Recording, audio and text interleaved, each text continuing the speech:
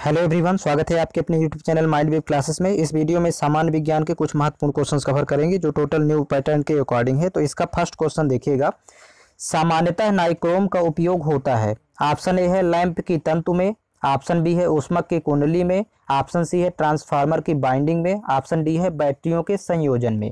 तो इसका option number B correct होगा, ऊष्मक की कुंडली में। यहाँ पर ऊष्मक का मतलब होता है हीटर।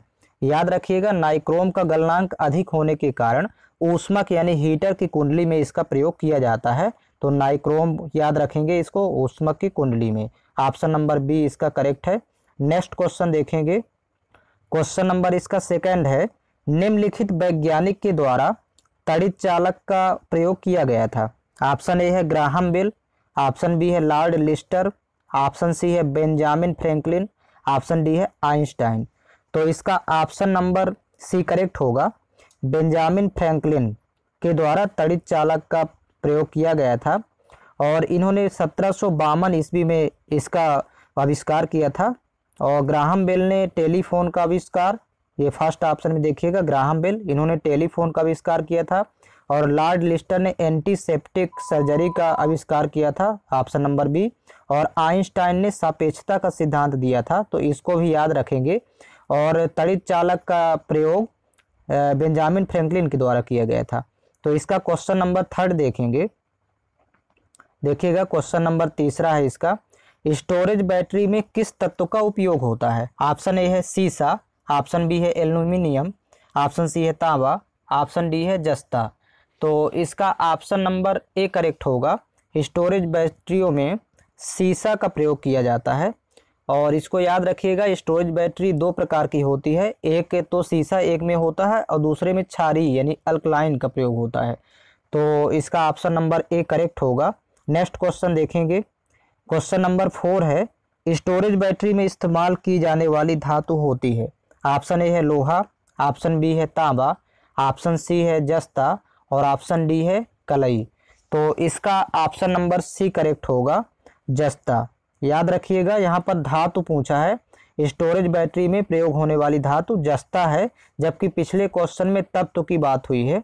तो इसका ऑप्शन नंबर सी करेक्ट होगा। नेक्स्ट क्वेश्चन देखेंगे, घरों में लगे बिजली के मीटर विद्युत के व्यय को रिकॉर्ड करते हैं। ऑप्शन ए है वोल्ट में, ऑप्शन बी है एम्पियर में, ऑप्शन सी है किलोवाट घंटा में और ऑप्शन डी है ओम में।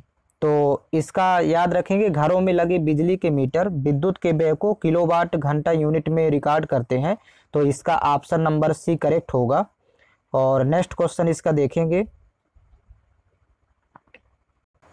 क्वेश्चन नंबर 6 देखिएगा, धातु के तार में विद्युत का प्रवाह होता है। तो ऑप्शन है इलेक्ट्रॉन के कारण, ऑप्शन बी है प्रोटॉन के कारण, ऑप्शन सी है आयन के कारण, ऑप्शन डी है इनमें से कोई नहीं।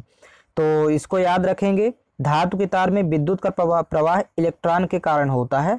तो इसका ऑप्शन नंबर ए करेक्ट होगा।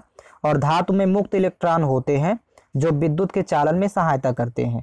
तो नेक्स्ट क्वेश्चन इसका देखेंगे, क्वेश्चन नंबर 7 है, शुष्क सेल में किस तरह की ऊर्जा निहित होती है। ऑप्शन ए है यांत्रिक ऊर्जा, ऑप्शन बी है वैद्युतिक ऊर्जा, ऑप्शन सी है रासायनिक ऊर्जा, ऑप्शन डी है तापीय ऊर्जा। तो याद रखिएगा, शुष्क सेल में रासायनिक ऊर्जा भंडारित होती है और प्रयोग के समय यह ऊर्जा विद्युत ऊर्जा में बदल जाती है, रासायनिक ऊर्जा। तो शुष्क सेल में रासायनिक ऊर्जा प्रयोग की जाती है। इसका ऑप्शन नंबर सी करेक्ट है। नेक्स्ट क्वेश्चन देखेंगे, क्वेश्चन नंबर 8 है, निम्नांकित में कौन सा परिवर्तन रासायनिक नहीं है। ऑप्शन ए है लोहे में जंग लगना, ऑप्शन बी है पानी का भाप में बदलना, ऑप्शन सी है दूध से दही बनना, ऑप्शन डी है कोयले का जलना। तो भौतिक परिवर्तन में पदार्थ पूर्ण अवस्था में लौट सकता है, किंतु रासायनिक परिवर्तन में ऐसा नहीं होता है।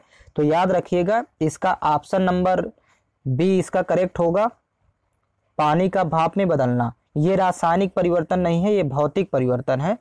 तो भौतिक परिवर्तन में पदार्थ पुनः उसी अवस्था में लौट आता है। तो जैसे पानी भाप में बदलता है, फिर भाप से वापस पानी बन जाता है, तो ये इसका रासायनिक परिवर्तन ये नहीं है। और ये लोहे में जंग लगना रासायनिक परिवर्तन का उदाहरण है, दूध से दही बनना ये भी रासायनिक परिवर्तन का उदाहरण है, कोयले का जलना भी रासायनिक परिवर्तन का उदाहरण है। तो नेक्स्ट क्वेश्चन इसका देखेंगे, क्वेश्चन नंबर 9 है, शुष्क सेल में कार्बन की छड़ कार्य करती है। तो ऑप्शन ए है एनोड का, ऑप्शन बी है कैथोड का, ऑप्शन सी है दोनों का, ऑप्शन डी है इनमें से कोई नहीं। तो इसका ऑप्शन नंबर बी करेक्ट होगा। शुष्क सेल में कार्बन की छड़ कैथोड का कार्य करती है, तो इसको याद रखेंगे। नेक्स्ट क्वेश्चन इसका देखेंगे। क्वेश्चन नंबर 10 है, बैटरी के धनात्मक ध्रुव से जोड़े गए इलेक्ट्रोड को क्या कहा जाता है? ऑप्शन ए नंबर है इलेक्ट्रोप्लेट, ऑप्शन बी है कैथोड, ऑप्शन सी है एनोड, ऑप्शन डी है आयन। तो याद रखिएगा धनात्मक ध्रुव बैटरी में एनोड होता है, तो इसे याद रखेंगे। और विद्युत सेल में धातु की 2 छड़ें होती हैं, इन पर विपरीत आवेश भी होता है। धनावेशी छड़ को एनोड कहते हैं और ऋणावेशी छड़ जो होता है वो कैथोड कहलाता है, तो इसको याद रखिएगा। इसका ऑप्शन नंबर सी करेक्ट होगा। नेक्स्ट क्वेश्चन देखेंगे। क्वेश्चन नंबर 11 है, इनमें से कौन भिन्न है? तो ऑप्शन ए है प्रतिरोध, ऑप्शन बी है धारिता, ऑप्शन सी है कैलोरी, ऑप्शन डी है अवरोध। तो इसका ऑप्शन नंबर सी करेक्ट होगा। यहाँ पर कैलोरी इसमें सबसे अलग है। प्रतिरोध, धारिता और अवरोध ये भौतिक राशियाँ हैं, याद रखेंगे। प्रतिरोध, धारिता और अवरोध ये तीनों भौतिक राशियाँ हैं, जबकि कैलोरी इन तीनों से अलग है, ऊष्मा की इकाई है कैलोरी। तो अगला क्वेश्चन इसका देखेंगे। क्वेश्चन नंबर 12 है, इलेक्ट्रॉन वोल्ट किसकी इकाई है? तो ऑप्शन ए है ऊर्जा की, ऑप्शन बी है विभवांतर की, ऑप्शन सी है आवेश की और ऑप्शन डी है चार्ज टू मास की।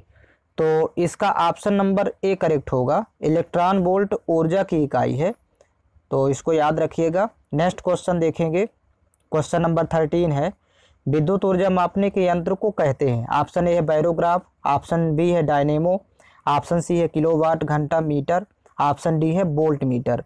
तो इसका ऑप्शन नंबर सी करेक्ट होगा। किलोवाट घंटा मीटर ये विद्युत ऊर्जा मापने की इकाई होती है और विद्युत ऊर्जा को मापने वाले यंत्र को किलोवाट घंटा मीटर कहते हैं और विद्युत ऊर्जा का मात्रक किलोवाट घंटा होता है, तो इसको याद रखिएगा। नेक्स्ट क्वेश्चन देखेंगे।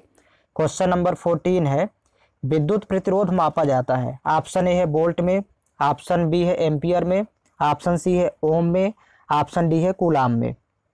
तो प्रतिरोध का मात्रक ओम होता है, विद्युत प्रतिरोध ओम में मापा जाता है, तो इसे याद रखेंगे। इसका ऑप्शन नंबर सी करेक्ट होगा।